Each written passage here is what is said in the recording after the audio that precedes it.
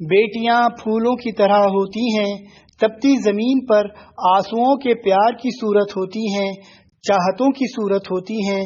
بیٹیاں خوبصورت ہوتی ہیں، دل کے زخم مٹانے کو آنگن میں اتری بوندوں کی طرح ہوتی ہیں۔ بیٹیاں پھولوں کی طرح ہوتی ہیں، نامہربان دھوپ میں سایہ دیتی نرم ہتھیلیوں کی طرح ہوتی ہیں۔ بیٹیاں تتلیوں کی طرح ہوتی ہیں، چڑیوں کی طرح ہوتی ہیں، تنہا اداس سفر میں رنگ بھرتی رداؤں جیسی ہوتی ہیں۔ بیٹیاں چھاؤں جیسی ہوتی ہیں، کبھی بلا سکیں کبھی چھپا سکیں۔ بیٹیاں ان کہی صداؤں جیسی ہوتی ہیں، کبھی جھکا سکیں کبھی مٹا سکیں۔ بیٹیاں اناؤں جیسی ہوتی ہیں، کبھی ہنسا سکیں کبھی رلا سکیں، کبھی سنوار سکیں کبھی اجاڑ سکیں۔ بیٹیاں تو تعبیر مانگتی دعاؤں جیسی ہوتی ہیں، حد سے مہربان بیان سے اچھی۔ بیٹیاں وفاؤں جیسی ہوتی ہیں، پھول جب شاخ سے کٹتا ہے بکھر جاتا ہے، پتیاں سوکھتی ہیں ٹوٹ کے اڑ جاتی ہیں۔ بیٹیاں پھول ہیں، ماں باپ کی شاخوں پہ جنم لیتی ہیں، ماں کی آنکھوں کی چمک بنتی ہیں، باپ کے دل کا سکون ہوتی ہیں، گھر کو جنت بنا دیتی ہیں، ہر قدم پیار بچھا دیتی ہیں۔ جب بچھڑنے کی گھڑی آتی ہے غم کے رنگوں میں خوشی آتی ہے، ایک گھر میں تو اترتی ہے اداسی لیکن دوسرے گھر کے سنورنے کا یقین ہوتا ہے۔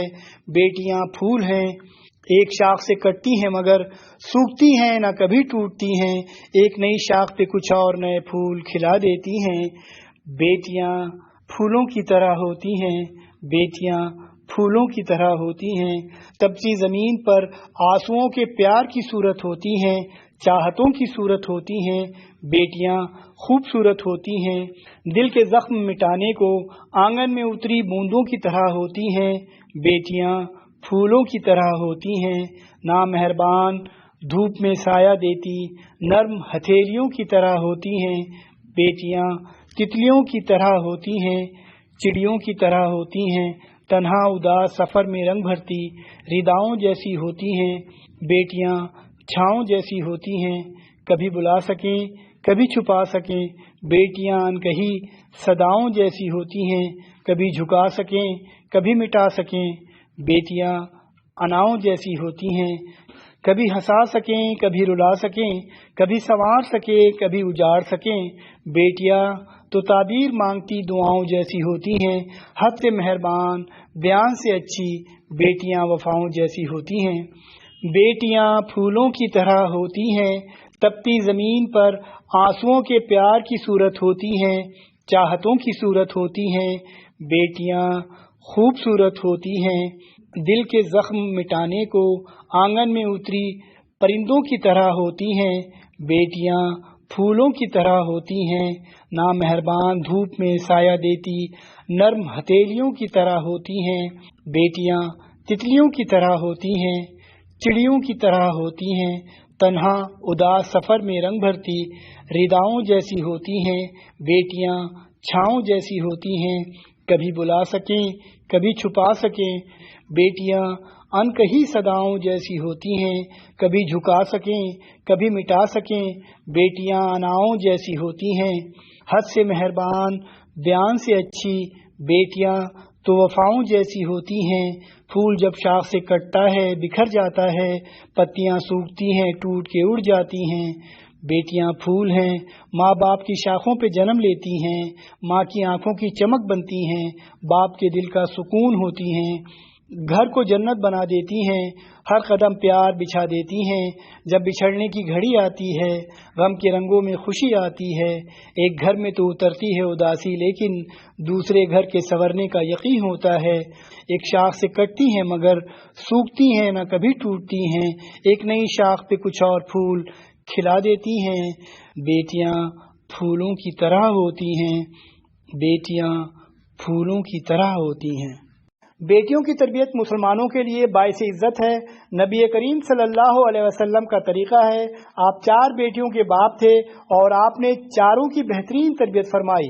انس بن مالک رضی اللہ تعالیٰ عنہ روایت کرتے ہیں کہ رسول اللہ صلی اللہ علیہ وسلم نے فرمایا، جس نے 2 بیٹیوں کی تربیت کی یہاں تک کہ وہ جوان ہو گئیں، وہ قیامت کے دن میرے ساتھ یوں آئے گا۔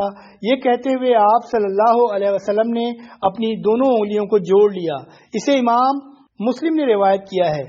سیدنا جابر رضی اللہ عنہ سے روایت ہے کہ آپ صلی اللہ علیہ وسلم نے فرمایا، جس کی 3 بیٹیاں ہوں اور وہ ان کی اچھی طرح تربیت کرے اور ان پر خرچ کرے اور ان پر رحم کرے تو اس پر جنت واجب ہے۔ صحابہ کرام نے عرض کیا، یا رسول اللہ، جس کی 2 ہوں؟ آپ نے فرمایا، جس کی 2 بیٹیاں ہوں اس کا بھی یہی معاملہ ہے۔ بعض صحابہ سوچتے رہے کہ شاید اگر وہ شخص ایک بیٹی کا سوال بھی کر دیتا تو آپ صلی اللہ علیہ وسلم اس کے متعلق بھی یہی فرماتے۔ اسے امام احمد نے صحیح سند کے ساتھ روایت کیا ہے۔ امید ہے کہ جو شخص بیٹیوں کے علاوہ بہنوں، پھوپھیوں یا خالاؤں میں سے حاجت مندوں کی حاجتیں پوری کرتا ہے اور ان کے ساتھ اچھا رویہ رکھتا ہے تو وہ اسے بھی اللہ تبارک و تعالی ایسا ہی اجر عطا فرمائے گا جیسا کہ 3 بیٹیوں کے متعلق روایت کیا گیا ہے۔ اللہ تعالیٰ کا فضل تو بہت بڑا ہے اور اس کی رحمت تو بہت ہی کشادہ ہے۔ اس طرح جو شخص ایک بیٹی یا 2 بیٹیوں کی تربیت کرتا ہے، ان کے ساتھ اچھا سلوک کرتا ہے تو اس کے لیے بھی یہی امید ہے۔ بیٹیوں کو اللہ تعالیٰ نے بڑا نرم و نازک بنایا ہے، ان کے ساتھ وہ سختی اور شدت درست نہیں جس سے بعض لوگ اپنی بیٹیوں کی تربیت کرتے ہیں۔ بیٹیاں تو زیب و زینت میں رہنے والی ہوتی ہیں، وہ لڑائی جھگڑے یا بحث و مباحثے کے قابل نہیں ہوتی۔ اللہ تعالیٰ کا فرمان ہے، وہ اولاد جو زیوروں میں پالی جاتی ہے اور بحث و حجت میں اپنا مدعا پوری طرح واضح بھی نہیں کر سکتی۔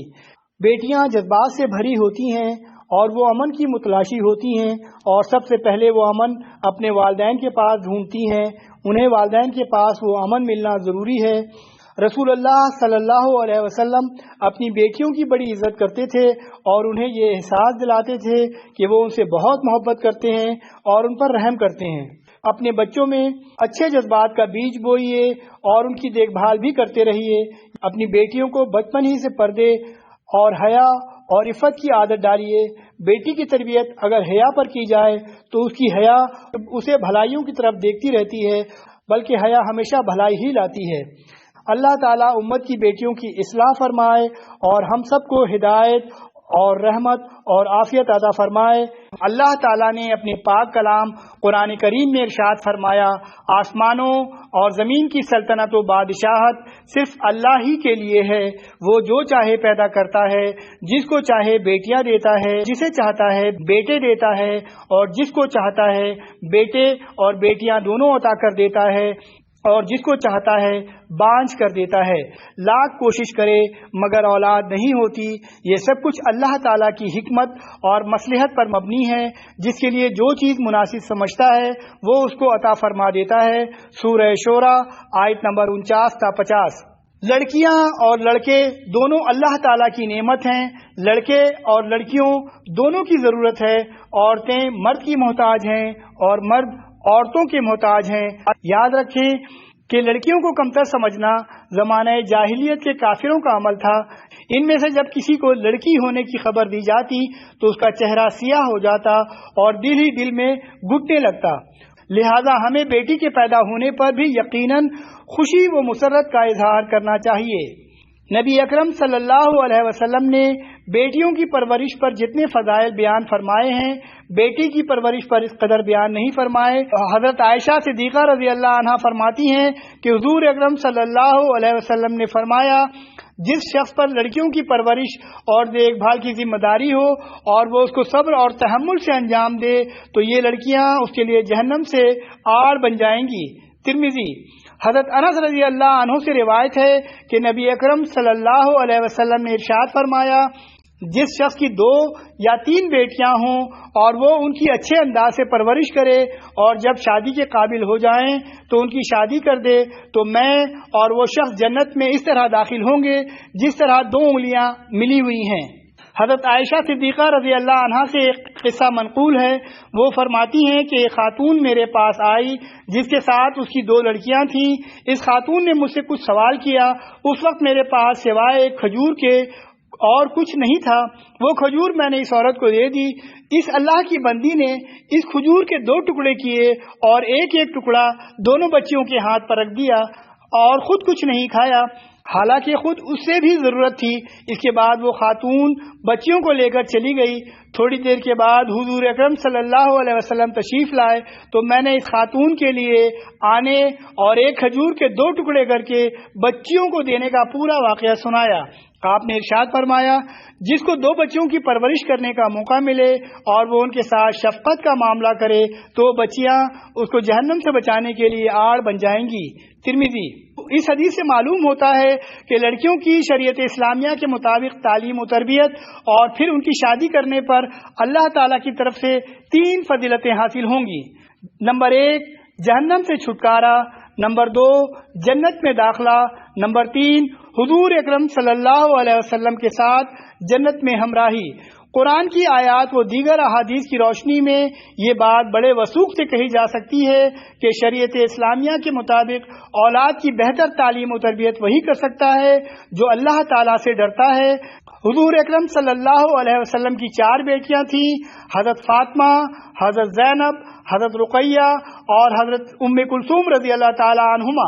آپ صلی اللہ علیہ وسلم اپنی 4 بیٹیوں سے بہت محبت فرماتے تھے۔ آپ صلی اللہ علیہ وسلم کی 3 بیٹیوں کا انتقال آپ کی زندگی میں ہی ہو گیا۔ حضرت فاطمہ رضی اللہ عنہا کا انتقال آپ کے انتقال کے 6 ماہ بعد ہوا۔ آپ کی 4 بیٹیاں جنت البقیع میں مدفون ہیں۔